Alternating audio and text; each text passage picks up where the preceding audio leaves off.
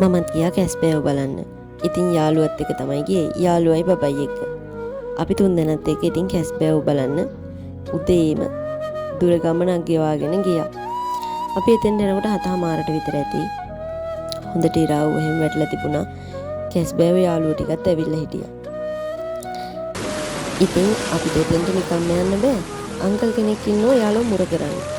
ඒ අංකල්ට රුපියල් 500ක් දීලා ඒ අංකල්ගෙන් පාසෙ ටිකක් ඉල්ලගෙන තමයි මේ කැස්බෑ ළමයි බලන්න යන්න පුළුවන්. ඉතින් එයාලත් හොයාගෙන කන්න කැමති නෑ. දැන් එයාලට පුරුදු වෙලා. මේ අංකල්ලා කියන විදිහට මෙතෙන්ට කැස්බෑව 10 දෙනෙක් විතර එනවලු. එයාලා උදේට ඇවිල්ලා කෑම කාලා පොඩ්ඩක් සෙල්ලම් කර කර ඉඳලා එයාලා ඈතට යනවලු. ඊට පස්සේ ආයෙමත් හවස 4ට විතර ගොඩබිම් දිහාවට එනවා කියලා තමයි ඒ අංකල්ලා නම් කිව්වේ.